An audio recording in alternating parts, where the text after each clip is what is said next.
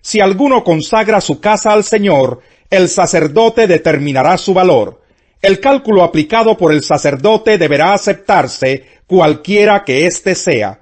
Si el que consagró su casa quiere rescatarla, deberá añadir una quinta parte al valor que haya fijado el sacerdote, y la casa volverá a ser suya. Si alguno consagra al Señor parte del campo de su heredad familiar, su precio se determinará según la cantidad de semilla que se requiera para sembrarlo, a razón de 50 monedas de plata por cada 220 litros de semilla de cebada. Si consagra su campo a partir del año del jubileo, dicho precio se mantendrá. Pero si lo consagra después del jubileo, el sacerdote hará el cálculo según el número de años que falten para el próximo jubileo, con el descuento correspondiente. Si el que consagra su campo realmente quiere rescatarlo, deberá añadir una quinta parte al valor que haya fijado el sacerdote, y el campo volverá a ser suyo. Pero si no lo rescata o se lo vende a otro, ya no podrá rescatarlo. Cuando en el jubileo el campo quede libre, será consagrado como campo reservado para el Señor, y pasará a ser propiedad del sacerdote. Si alguno compra un campo que no sea parte de su heredad familiar, y lo consagra al Señor, el sacerdote determinará su precio según el tiempo que falte para el año del jubileo. Ese mismo día, el que consagra el campo pagará el monto de su valor. Es algo consagrado al Señor. En el año del jubileo, el campo volverá a ser parte de la heredad familiar de su dueño anterior. Todo precio se fijará según la tasación oficial del santuario, que es de 10 gramos por moneda. Sin embargo, nadie podrá consagrar la primera cría de su ganado, sea de res o de oveja, pues por derecho las primeras crías le pertenecen al Señor. Si se trata de animales impuros, se podrán rescatar pagando el valor fijado por el sacerdote, más una quinta parte. Si no se rescata, se venderá en el precio que el sacerdote haya fijado. Nadie podrá vender ni rescatar sus bienes, sean hombres, animales o campos, si los ha consagrado como propiedad exclusiva del Señor. Todo cuanto se consagra como propiedad exclusiva del Señor es cosa santísima. Ninguna persona así consagrada podrá ser rescatada, sino que será condenada a muerte. El diezmo de todo producto del campo, ya sea grano de los sembrados o fruto de los árboles, pertenece al Señor, pues le está consagrado. Si alguien desea rescatar algo de su diezmo, deberá añadir a su valor una quinta parte. En cuanto al diezmo del ganado mayor y menor, 1 de cada 10 animales contados será consagrado al Señor. El pastor no hará distinción entre animales buenos y malos, ni hará sustitución alguna. En caso de cambiar un animal por otro, los dos quedarán consagrados y no se les podrá rescatar. Estos son los mandamientos que el Señor le dio a Moisés para los israelitas en el monte Sinaí. Números. Capítulo 1. El Señor le habló a Moisés en el desierto de Sinaí, en la tienda de reunión, el día 1 del mes segundo, en el segundo año después de que los israelitas salieron de Egipto. Le dijo: hagan un censo de toda la comunidad de Israel, por clanes y por familias patriarcales, anotando uno por uno los nombres de todos los varones. Tú y Aarón reclutarán por escuadrones a todos los varones israelitas mayores de 20 años, que sean aptos para el servicio militar. Para esto contarán con la colaboración de un hombre de cada tribu, que sea jefe de una familia patriarcal. Estos son los nombres de quienes habrán de ayudarles. Por la tribu de Rubén, Elisur, hijo de Sedeur. Por la de Simeón, Selumiel, hijo de Surisadai. Por la de Judá, Naasón, hijo de Aminadab. Por la de Isaacar, Natanael, hijo de Suar. Por la de Zabulón, Eliab, hijo de Elón. Por las tribus de los hijos de José, Elisama, hijo de Amiud, por la tribu de Efraín, y Gamaliel, hijo de Pedasur, por la de Manasés.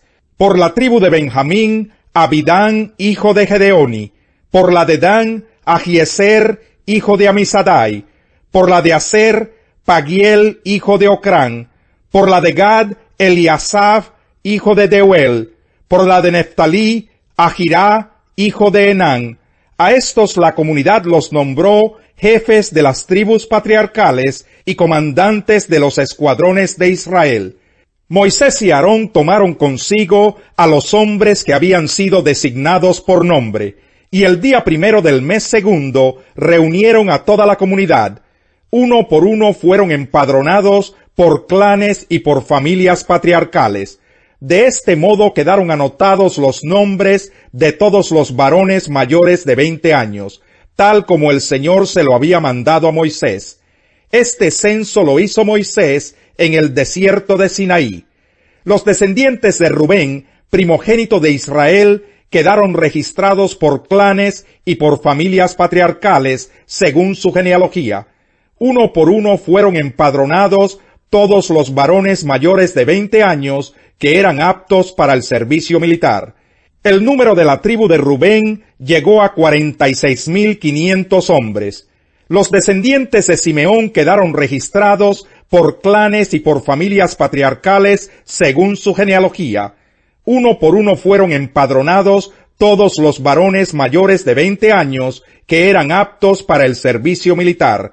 El número de la tribu de Simeón llegó a 59.300 hombres. Los descendientes de Gad quedaron registrados por clanes y por familias patriarcales según su genealogía.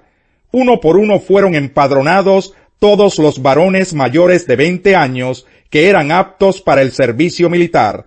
El número de la tribu de Gad llegó a 45.650 hombres. Los descendientes de Judá quedaron registrados por clanes y por familias patriarcales según su genealogía. Uno por uno fueron empadronados todos los varones mayores de 20 años que eran aptos para el servicio militar. El número de la tribu de Judá llegó a 74.600 hombres. Los descendientes de Isaacar quedaron registrados por clanes y por familias patriarcales según su genealogía. Uno por uno fueron empadronados todos los varones mayores de 20 años que eran aptos para el servicio militar. El número de la tribu de Isaacar llegó a 54.400 hombres. Los descendientes de Zabulón quedaron registrados por clanes y por familias patriarcales según su genealogía. Uno por uno fueron empadronados todos los varones mayores de 20 años que eran aptos para el servicio militar. El número de la tribu de Zabulón llegó a 57.400 hombres. Los descendientes de José. Los descendientes de Efraín quedaron registrados por clanes y por familias patriarcales según su genealogía. Uno por uno fueron empadronados todos los varones mayores de 20 años que eran aptos para el servicio militar. El número de la tribu de Efraín llegó a 40.500 hombres.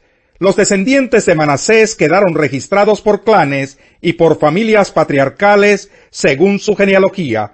Uno por uno fueron empadronados todos los varones mayores de 20 años que eran aptos para el servicio militar. El número de la tribu de Manasés llegó a 32.200 hombres.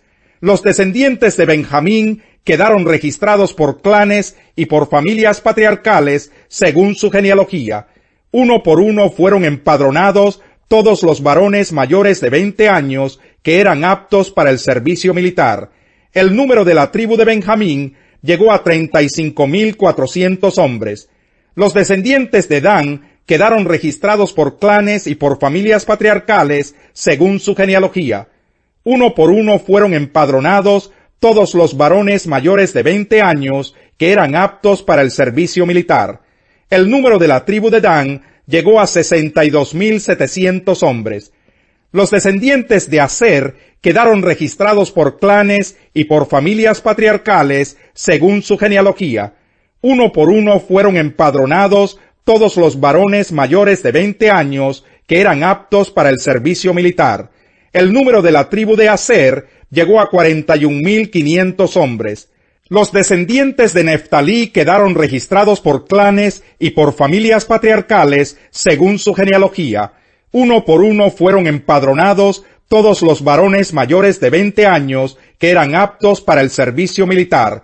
El número de la tribu de Neftalí llegó a 53.400 hombres.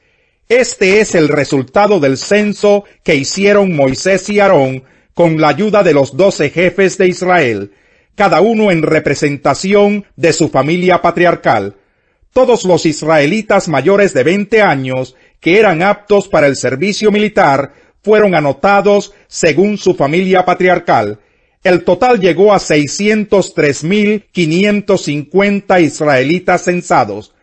Los levitas no fueron censados con los demás, porque el Señor le había dicho a Moisés: a la tribu de Leví no la incluirás en el censo de los hijos de Israel. Más bien, tú mismo los pondrás a cargo del santuario del pacto, de todos sus utensilios y de todo lo relacionado con él. Los levitas transportarán el santuario y todos sus utensilios. Además, serán los ministros del santuario y acamparán a su alrededor. Cuando haya que trasladar el santuario, los levitas se encargarán de desarmarlo. Cuando haya que instalarlo, serán ellos quienes lo armen. Pero cualquiera que se acerque al santuario y no sea sacerdote, morirá. Todos los israelitas acamparán bajo su propio estandarte y en su propio campamento, según sus escuadrones. En cambio, los levitas acamparán alrededor del santuario del pacto, para evitar que Dios descargue su ira sobre la comunidad de Israel. Serán pues los levitas los encargados de cuidar el santuario del pacto. Los israelitas hicieron todo conforme a lo que el Señor le había mandado a Moisés. Capítulo 11. Cuando se acercaban a Jerusalén y llegaron a Betfagé y a Betania junto al monte de los Olivos, Jesús envió a 2 de sus discípulos con este encargo: vayan a la aldea que tienen enfrente. Tan pronto como entren en ella, encontrarán atado un burrito en el que nunca se ha montado nadie. Desátenlo y tráiganlo acá. Y si alguien les dice: ¿por qué hacen eso?, díganle: el Señor lo necesita y enseguida lo devolverá. Fueron, encontraron un burrito afuera en la calle, atado a un portón, y lo desataron. Entonces algunos de los que estaban allí les preguntaron: ¿qué hacen desatando el burrito? Ellos contestaron como Jesús les había dicho, y les dejaron desatarlo. Le llevaron pues el burrito a Jesús. Luego pusieron encima sus mantos, y él se montó. Muchos tendieron sus mantos sobre el camino, otros usaron ramas que habían cortado en los campos.